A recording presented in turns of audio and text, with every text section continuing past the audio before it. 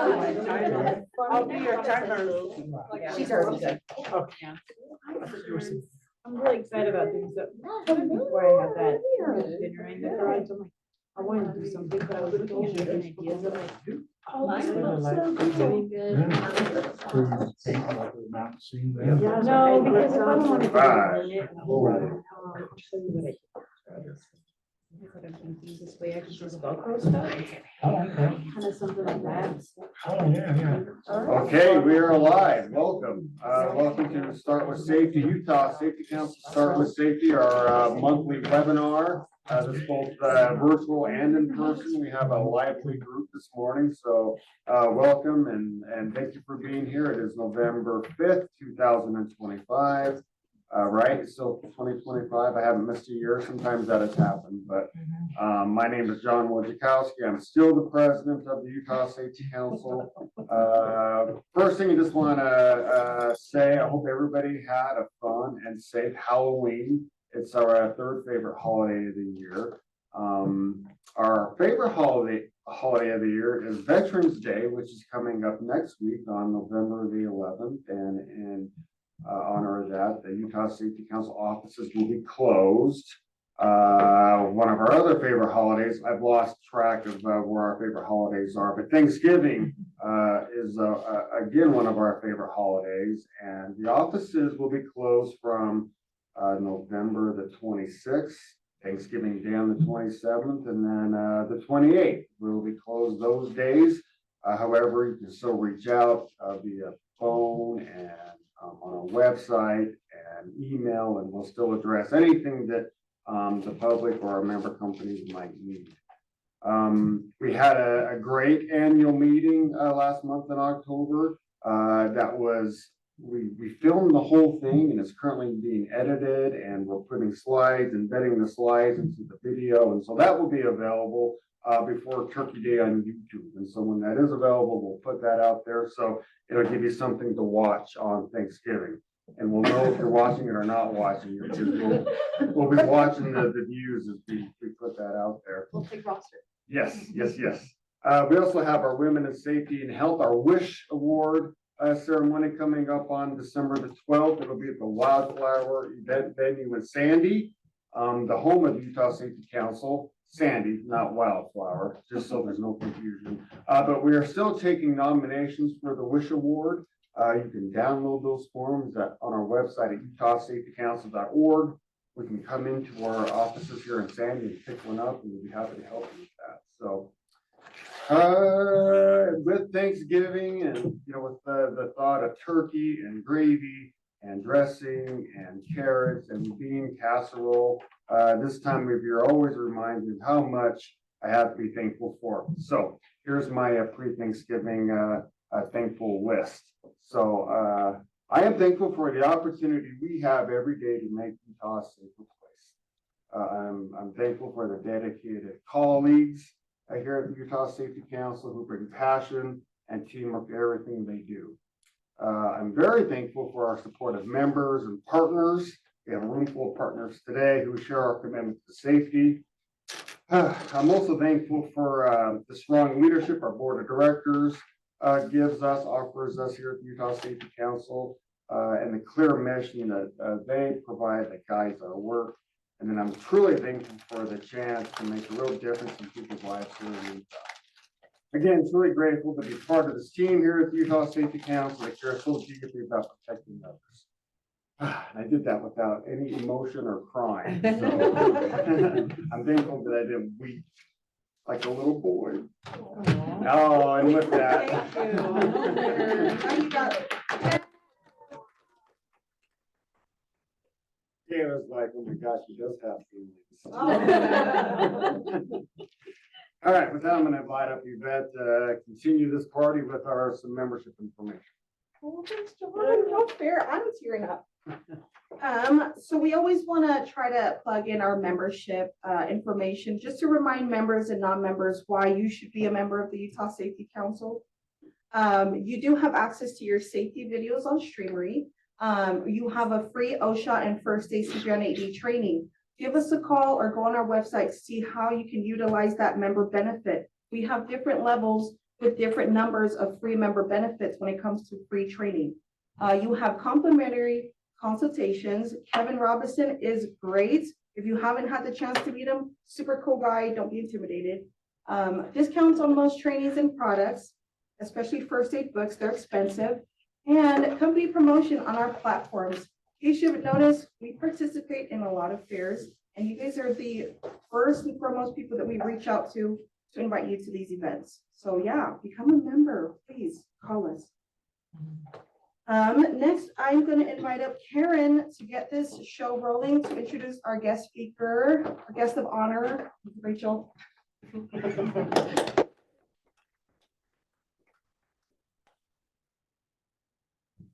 Well, we have a nice audience this morning. Aloha. Aloha. Come on, you can do better than that. Aloha. Aloha. Right. That's a good cheer for Rachel. Our guest of honor comes to us from Roy, Utah, right? Okay, Rachel Rosenberg. Did I do that right? So she has been a dedicated child passenger safety technician for over 16 years and a member of Utah's CPS instructor team for 12 years. And for your information, we have half of CPS instructor team in-house. I'm gonna hand it for all of them. Thank you for coming this morning and support Rachel. She works in community education at McKay-Dee Hospital in Ogden. Rachel manages the child passenger safety program there and has helped them increase their car seat check numbers from 300 car seats to 2,500 car seats checks annually. I repeat, 300 to 2,500 car seats. I feel like Rachel deserves an applause for that.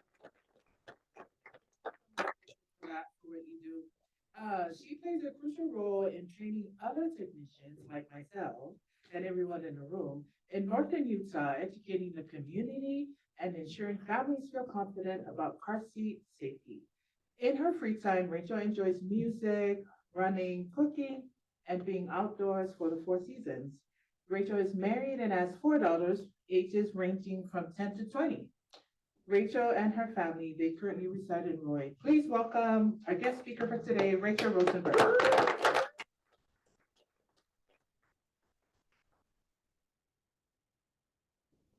Much. That was so nice of you guys. I appreciate everybody that's here and everybody that's joining online. Like Karen said, my name is Rachel and I've been an instructor for child passenger safety for a long time. It's been a joy and a passion of mine and I love it. It's such a fun, awesome thing to be involved with. So today I'm going to talk about a few things. We're going to talk about statistics in child passenger safety. We're going to talk about Utah's seatbelt law and the car seat law for keeping kids in car seats in Utah. We'll talk about the different stages and ages of car seats, booster seats, and seatbelts. We'll kind of go through some tips for each stage. And then we'll talk about child passenger safety, how to be involved with it, how to become a technician, what technicians do. And then I'll also go over some local resources to promote child passenger safety and where you can turn to if you need more information. So let's go over the critical statistics first. So crashes are the leading cause of death and injuries for children. And when I read that, I think that's crazy. Like if it's the leading cause of death and injuries in kids, we should be doing more to help prevent this. And so that's what keeps me involved in child passenger safety. Car seats can reduce the risk of injury by 71% among infants and 54% in children ages 1 to 4. That's huge. And so that's where child passenger safety technicians come into play. A big part of our job is helping fix misuse and helping parents understand how to use car seats correctly. And so car seat and booster seat misuse ranges from 60 to 70%. So there's a lot of little things with car seats that parents don't realize that could be incorrect, that can make a big difference in a crash. And I realize not everyone here is a child passenger safety technician. And so you may not be allowed to help parents install seats, but just knowing the basic knowledge of car seats and booster seats can help you answer questions or find where you can send people to get that information. So I wanted to start just by talking about the #1 resource for child passenger safety. It's clickit.utah.gov. And this is one we say over and over and promote to people to go to for information. It has everything that has to do with child passenger safety, seatbelts, vehicle safety, and everything we're going to talk about today can be found on that site. And so I like it because it has installation videos. It shows pictures of proper fit, kids in car seats with proper fit. It helps you find an installation station near you locally. So any question you have, clickit.utah.gov is where you would refer people to. It's easy to remember and it's easy to refer people there. So I wanted to start out talking about Utah's seatbelt law. Utah's law is to save lives. Wearing seatbelts saves lives.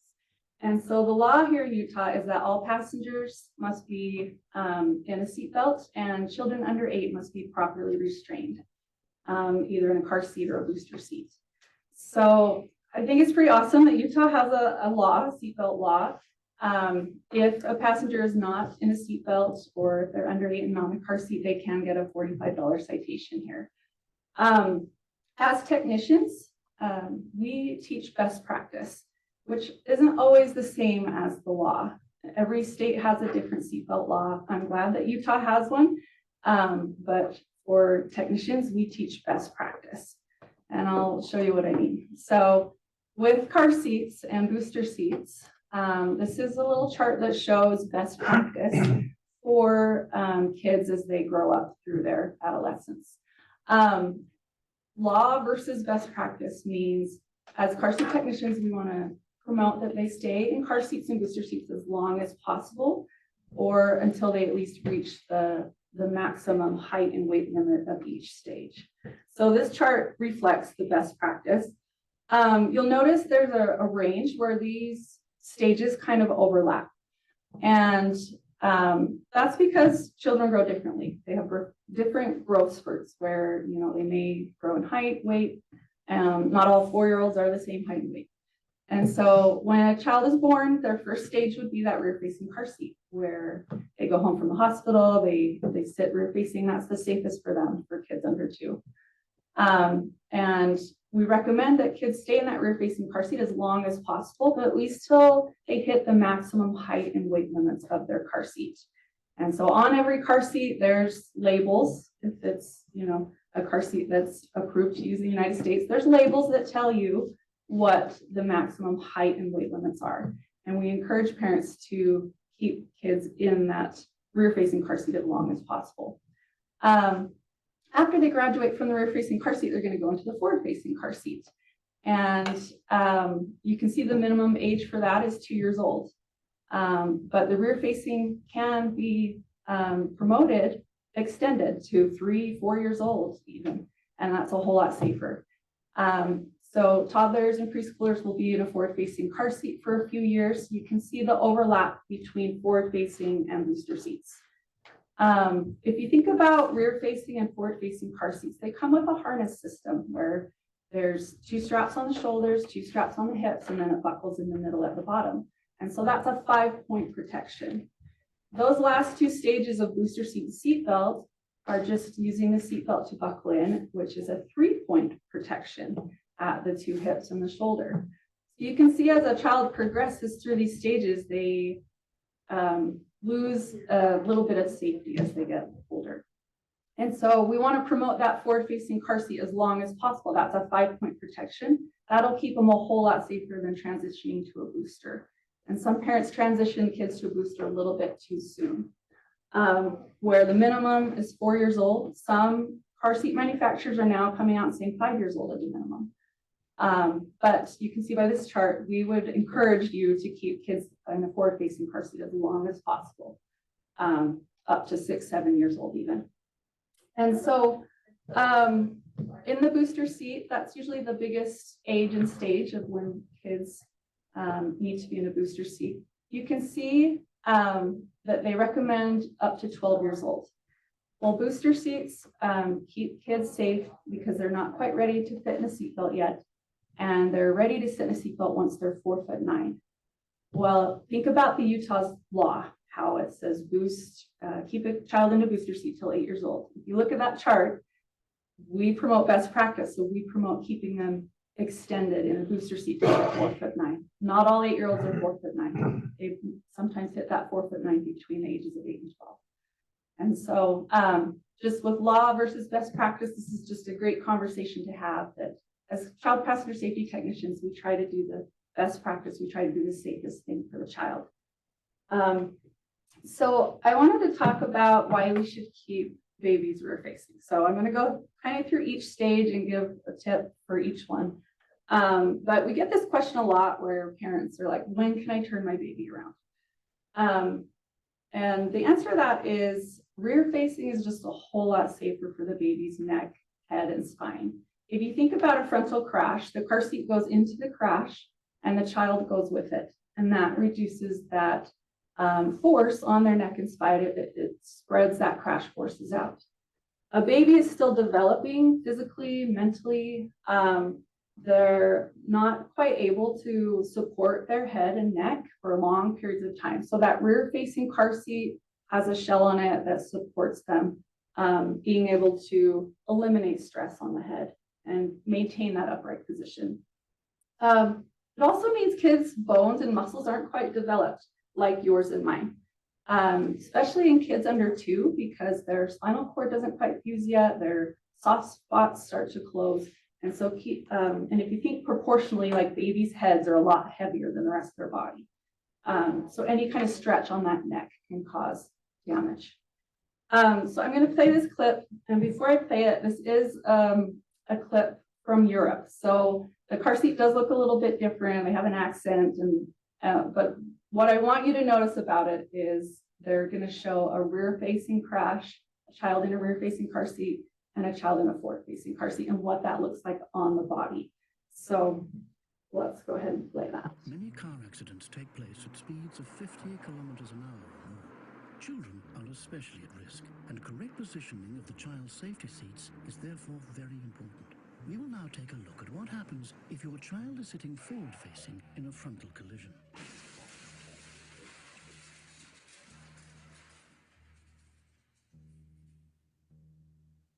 If the child is sitting forward-facing in a frontal collision, this exerts huge forces on the shoulder and neck regions, as well as on the child's head. This can lead to death or permanent injuries as paralysis. If your child is sitting rear-facing during a collision, the force will be spread over a greater area of the body, and there'll be less pressure on the neck, head, and inner organs. If your child sits rear-facing instead of forward-facing, this reduces the risk of serious injuries and death by more than 90%. Children should therefore be seated rear-facing as long as possible. Okay, so I show that video because it does a better job than I can describe of showing that rear-facing crash of how the child moves with the car seat and it spreads those crash forces. So their head and neck aren't taking the brunt of it. So it's best practice to stay rear-facing as long as possible, but at least till they hit the weight and height of the car seat. And once they outgrow the rear-facing car seat, they're going to go to a forward-facing car seat. So another question we get from parents is, what's the safest way to install a car seat?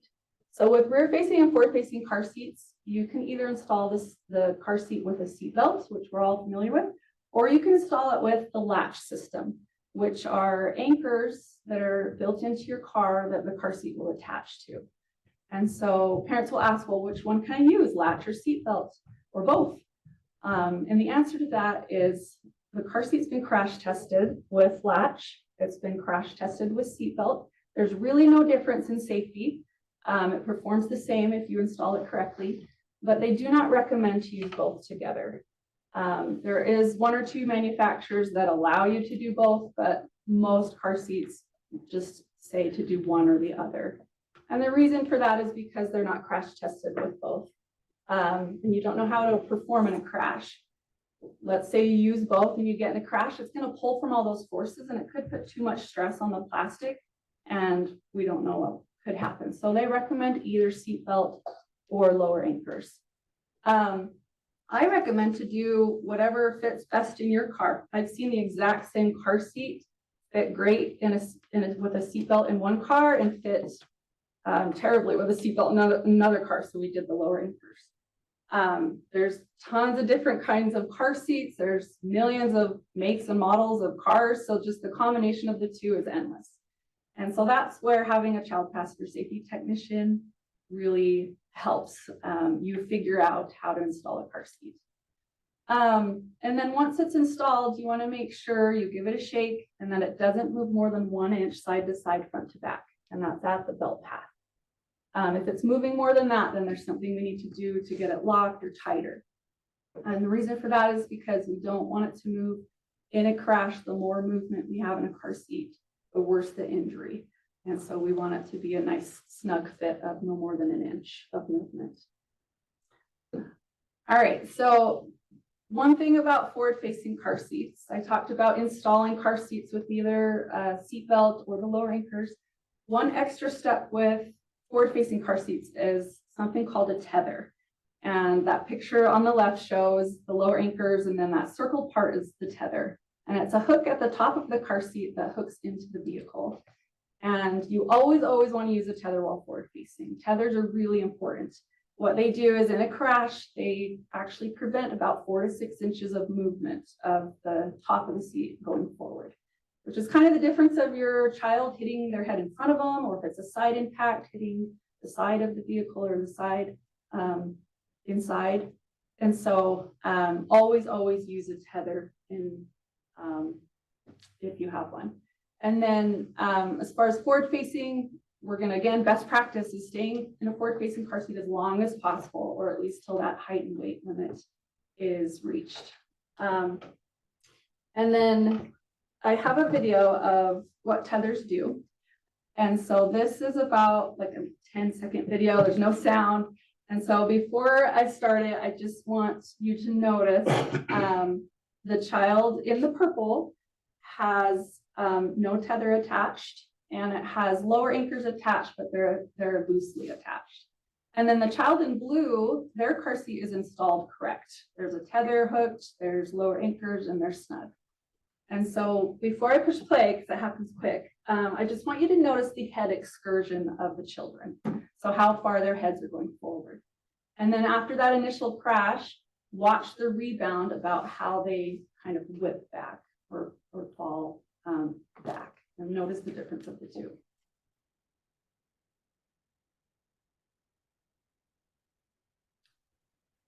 And you see that child in purple hit their head, and then they whip back, that car seat flies off of the vehicle seat.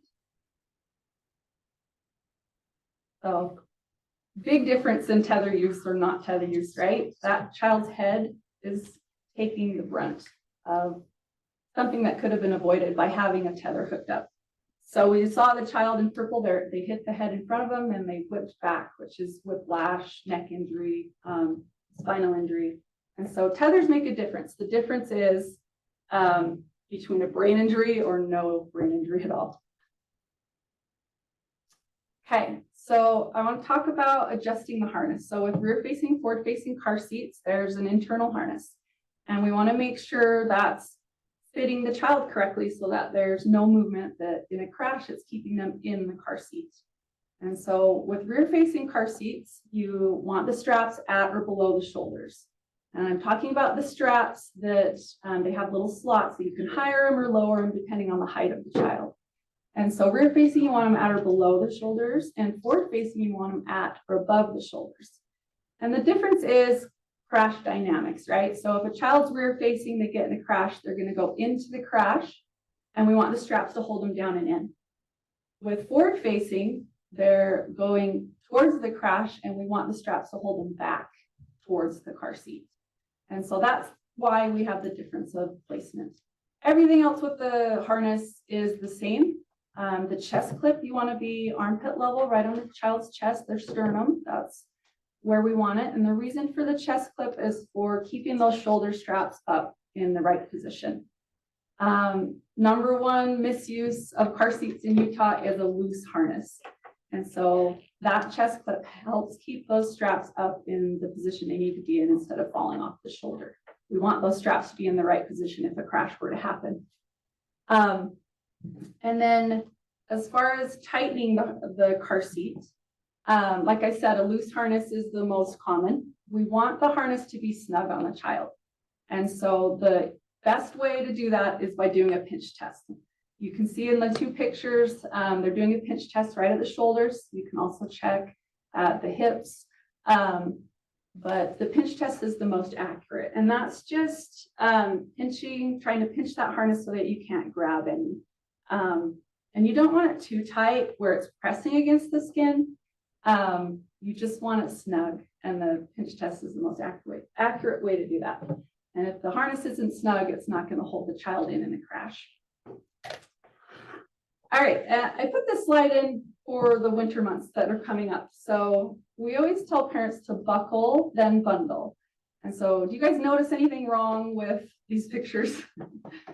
The kids are very cute, but one child has a very big, heavy winter coat on, and the baby has an aftermarket product going behind them, in between the car seat and the baby.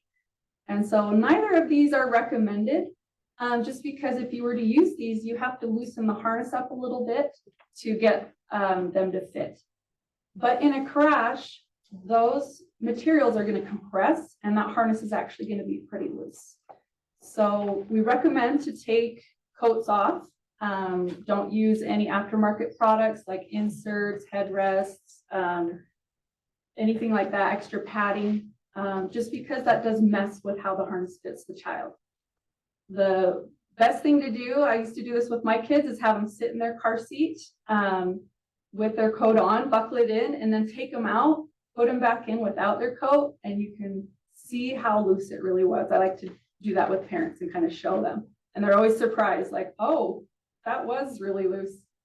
And so if the child's in the car seat without their coat, get it snug, and then just put their coat on top of them backwards. So I have them put their little arms in, it's like a little blanket on top of their car seat. And that way they stay warm in the car, but they're also safe. So buckle, then bundle. Same thing with baby, just buckle them in snug and then cover them up.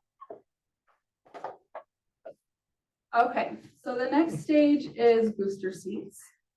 And why are booster seats so important? Well, seatbelts are designed for adults. Booster seats help boost the child up so that that seatbelt fits the child correctly. Seatbelts are meant to be on the correct part of the shoulder and the low part of the hips. If you look at the kid in blue, he's not in a booster seat, and he definitely should be. And he's mad about it. And he's kind of mad about it. Not safe. Exactly. So for him, if we're looking at that child, you can notice the lap belt's riding up on his stomach. And what's in our stomach? Our internal organs, okay? And one thing that kids this age do is they tend to be a little bit too small where they don't fit the seatbelt, and their knees don't hit the end of the seat.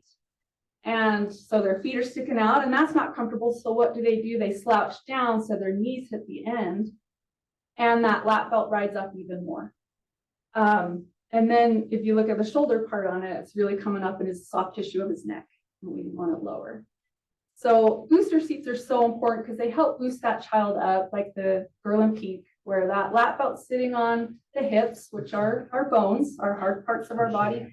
And it's also coming across her shoulder and sternum and hitting the hardest, strongest parts of her body, which is going to keep her safe. Booster seats, we notice a lot of parents just skip this stage altogether. After a child finishes the forward-facing stage, they just go straight to the seatbelt. And for children 8 to 12 years old, there's a high amount of fatalities in car crashes because they're not in a booster seat and they should be. And this child looks around 8, so maybe he turned 8 and the parents thought he was done with the booster seat, but really he's not that 4'9" height that he needs to be to have a seatbelt fit him correctly. So why are they important?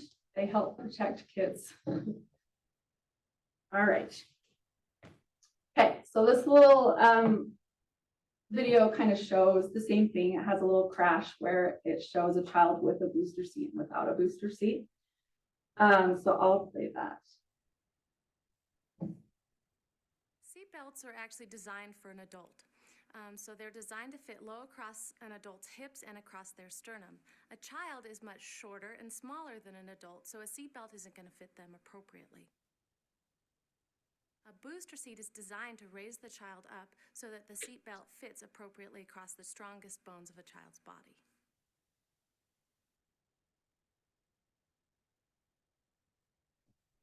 Okay. And I got that off of clickit.utah.gov. So there's tons of videos. All these videos are on there. So if you ever want to show parents or watch them again, clickit.utah.gov. But one thing I thought that was interesting, that doctor was from Primary Children's. I wrote a little quote that she also talked about, but she said a seatbelt resting across a child's abdomen rather than low and tight across the hips transmits the forces of a crash to the child's spine, and the child will bend around the fulcrum of the seatbelt. That can create spinal injury, spinal fracture, and spinal cord injury resulting in paraplegia. We see internal organs damaged, kidney injuries, spleen injuries, rupture of intestines, and severe bleeding. Okay, so like I said, all those internal organs are just being damaged. And some of those injuries are lifelong injuries they don't recover from. So booster till 4'9". Okay, so the next question parents have is that last stage. When are they ready for a seatbelt? So like I said, children should stay in a booster seat till 4'9", that's 57 inches. And generally they weigh between 80 to 100 pounds at that point. Most kids reach that between 8 to 12 years old.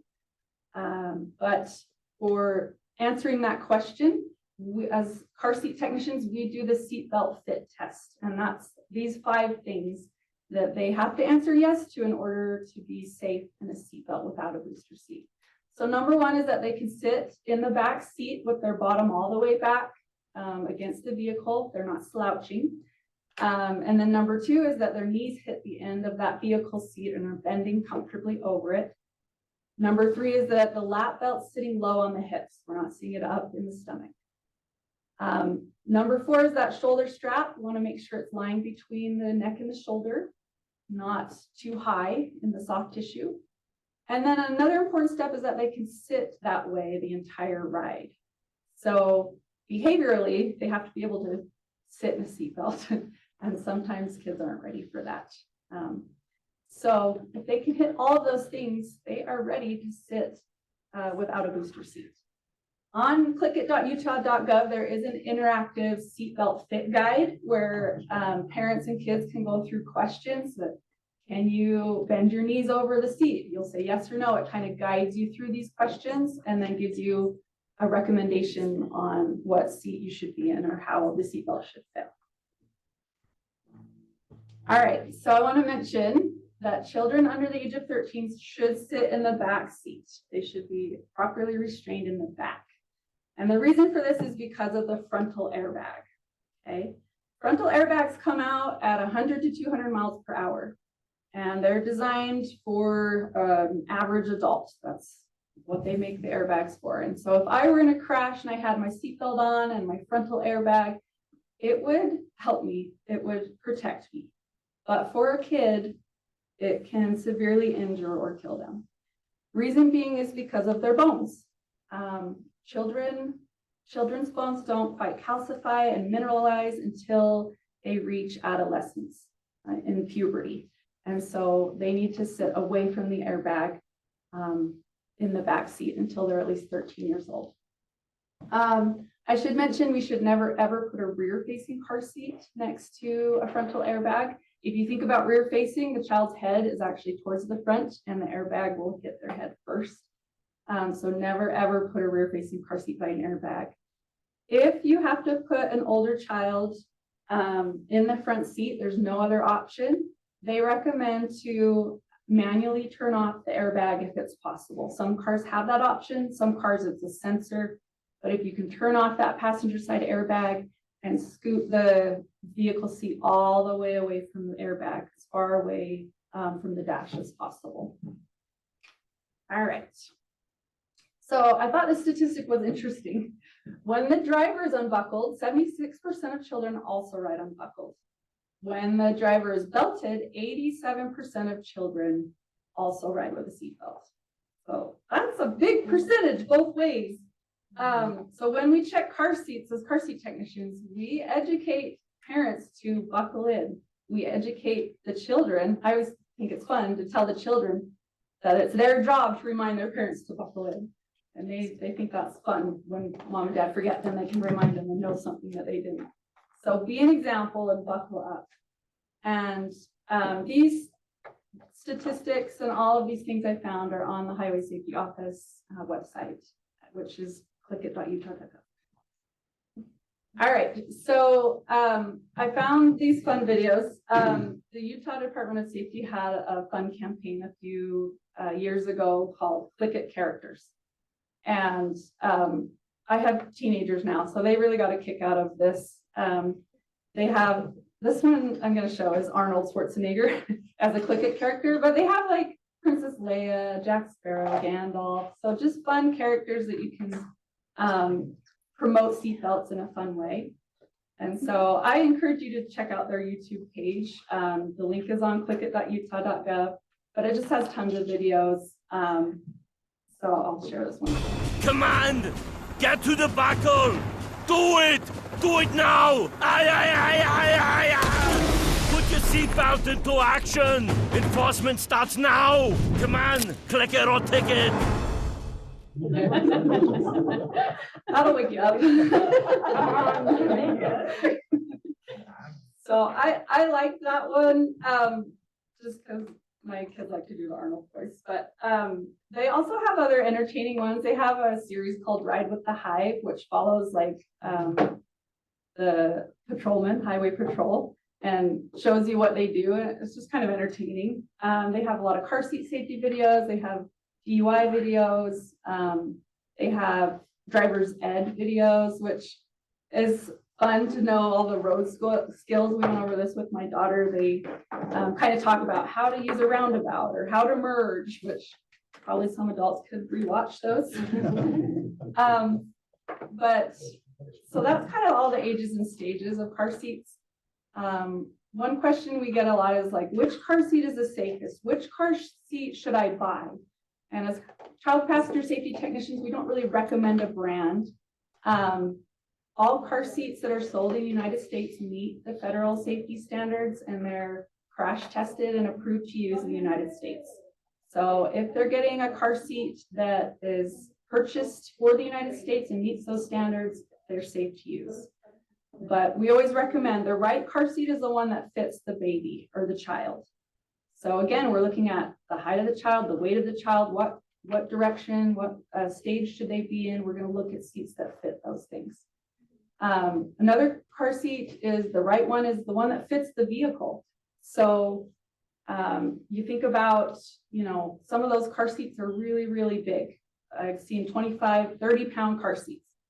You're not going to get a 30-pound car seat and fit it into your Mini Cooper. So you want to make sure you're getting a car seat that works for your vehicle. And then most importantly is the car seat fits your ability to install it correctly each and every time. Some car seats, there's differences in price as far as really expensive brands and really cheap brands. Like I said, they're all okay to use if they're approved for the United States. The only difference is the features that they have. And so sometimes I'll get parents that buy the most expensive car seat. They have all the features, but they don't know how to use any of those features. And sometimes they have more instances of misusing the car seat in the wrong way because they don't know how to use those features. And I get parents that buy those expensive car seats. They know how to use the features. They love them. That's great. But the right car seat for you is the one that fits your ability to use it the right way every time. All right. So one thing I wanted to point out, clickit.utah.gov has an ultimate car seat guide where you can punch in like your child's date of birth, you punch in their weight, and it'll give you exactly what car seat stage they should be in or is recommended. It's great because it comes up with all these installation videos, harnessing suggestions. It talks about next steps, so what to look for needing to buy in the next little bit. And so I would encourage you to use that tool if you need to recommend car seats to somebody. I wanted to mention counterfeit car seats. So we've seen an uptick of counterfeit car seats at my hospital and in our state. And counterfeit car seats are either car seats that are non-regulated or counterfeit that aren't approved to use in the United States. So they don't meet our federal safety standards, and they're not safe to use here.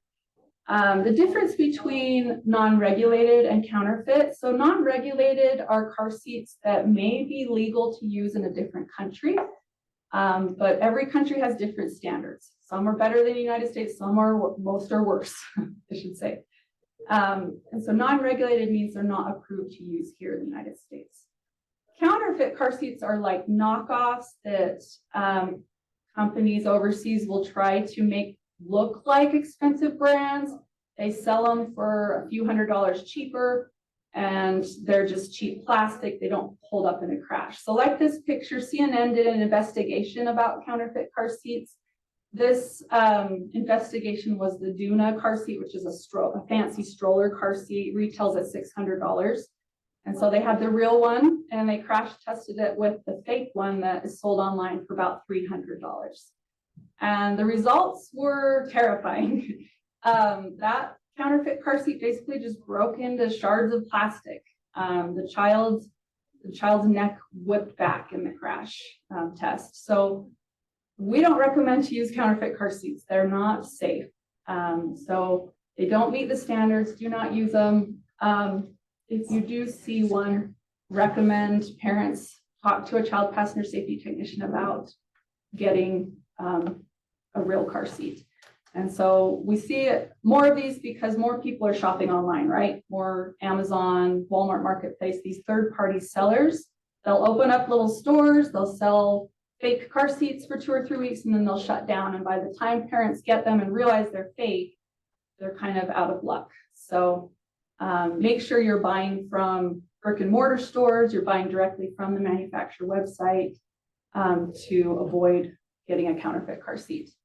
And then the last thing is to make sure you register your car seat. So if you buy a car seat that's in the United States, it comes with a little registration card, and that's to register it for a recall. And there's recalls on baby stuff all the time. Send in registration cards for crib, stroller, everything. Because if there is a recall, they will notify you, they will send you a remedy or a new part or whatever to fix it. So register your car seat. Okay, so these are just a couple pictures to spot the differences between counterfeit car seats and real car seats. Usually these are like the red flags I look for. So counterfeit car seats will have really thin straps like that gray one at the top left. Those straps are very thin. There is no chest clip on that car seat as well. And the chest clip showing you the kid in blue has the correct chest clip. So you'll see a missing chest clip. Sometimes you'll see missing labels. There's no labels on the side at all. United States standards is we always label our car seats with all the information you would ever need for a car seat. This one has labels, but there's really not a lot of writing. It's just kind of pictures. And the writing that is on there is Chinese writing. And so you'll see incorrect labels. They don't have a registration card. And usually it's a suspiciously low price, meaning like that $600 car seat, they got it for $300. That's usually a red flag that it's not a real car seat. So that's kind of it for like the basic car seat safety. I was just going to talk about what a car seat technician does. And if there was anything in that you have questions about, like I said, go to clickit.utah.gov.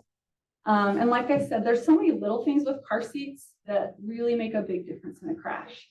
And so that's where having a child passenger safety technician comes into play. We have a lot of fun as car seat techs, I have to say. It's the best group I've ever been a part of. What we do is we give parents and caregivers education on how to use their car seat, how to install it, how to use a booster seat, how to help their children buckle in. We work at a lot of community-based activities like car seat checkpoints, safety fairs, different things in the community. We do car seat checks, and we try to stay up to date. There's continuing education that we have to go to as a certified car seat tech, getting updates on technology, different car seats that may come out, how to work with caregivers. So it really is a fun thing to do. If you want to become a car seat technician, I would say go to clickit.utah.gov again. They have a whole page on there on how to become a car seat technician. But it is a 4-day class of curriculum that's lectures, presentations, hands-on. You get to touch all the car seats, install car seats. You get to learn everything about vehicle systems, how seatbelts and airbags work. Just everything you could think of about car seats. It seems like 4 days is a lot, but it really is not enough. It's so much fun too. And you learn how to work with caregivers and how to use your skills. So in Utah, there are 350 child passenger safety technicians, but we need more. So if you or someone in your organization wants to be a car seat technician, we encourage you to sign up. Go to clickit.utah.gov. It'll give you information how to register for a class. We have 19 instructors in our state. There's a picture of most of them. And we do about 4 certification classes a year. And so those classes for next year are going to be in March, May, and I think September. And then we're going to add one more surprise class, I'm sure. Each year we train about 80 technicians, and around the state, there's about 100 inspection stations. So if you're wondering how to get in touch with someone in your area, go to the website and you can type in where you live and it'll give you the closest inspection station. I wanted to mention the Highway Safety Office is supporting or giving grants to different organizations as far as like the inspection stations and all these things, and they help train with the trainings and all of that. So we appreciate the support from them.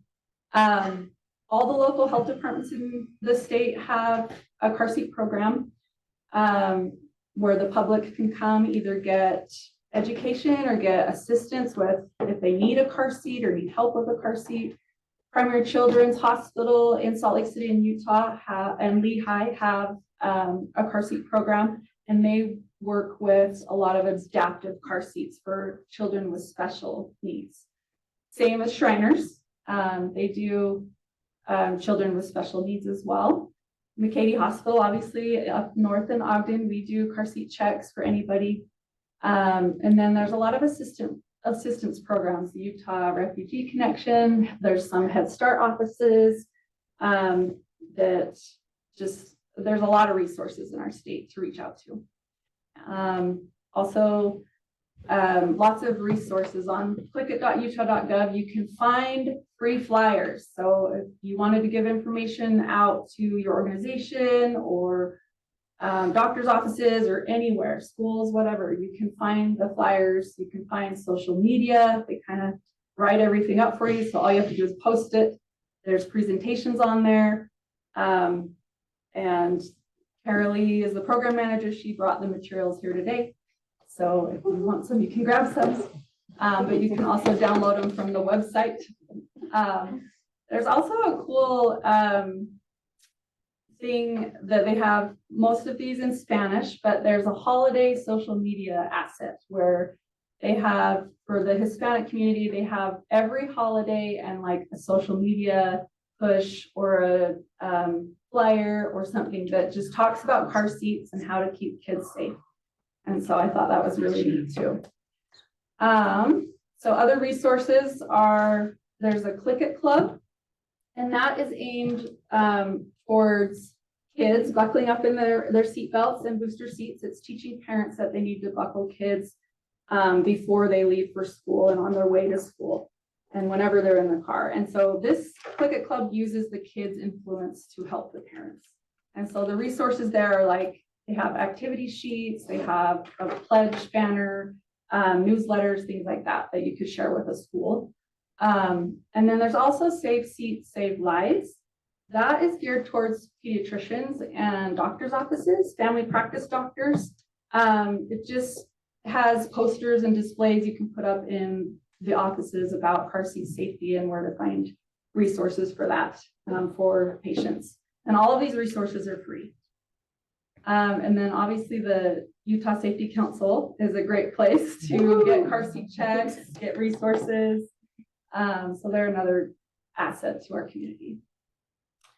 All right, so I wanted to put a plug in for an upcoming conference. So as child passenger safety technicians, like I said, we have to do so many CEUs to keep certified. And every other year we do a child passenger safety conference for all of the technicians in the state. And we call it Connect to Protect. And it's in February, on February 25th. And it's just an awesome day of breakout sessions. Manufacturers come, you can look at the newest car seats, you can get CEUs. And so it's just an awesome day. So if you are a car seat technician, make sure you register for the conference. Go to clickit.utah.gov. They'll have a registration link up there soon, if they don't already. Do they? Soon. Yes. Okay. And then that's in conjunction, every other year they do a Zero Fatality Safety Summit. And that's more for every safety professional in the state. So law enforcement, firefighters, community workers, hospital workers, driver's ed teachers, everybody that works with safety comes to that conference. And that's an awesome conference as well. All right, so we have a few minutes. So I'm going to share Angie's story. So Angie Skeen is a coworker of mine and a really good friend who is a car seat technician at McKay-Dee Hospital as well. And she shares a story about a car crash with her family about 16 years ago. And just a trigger warning, it is a car crash. There is people who pass away. So if you need to step out or turn it off or whatever, that I just give you a trigger warning on that. And it's not like the usual stories I share, but I thought it was pretty powerful how what she says. So I'm going to share this. My name is Angie Skeen. I'm a health education coordinator and certified car seat technician here at McKay-Dee Hospital. In 2006, I had my first child, Hudson, here at McKay-Dee. While in my room in postpartum, I noticed a flyer advertising free car seat checks. Being a first-time mom, I was very nervous and cautious, and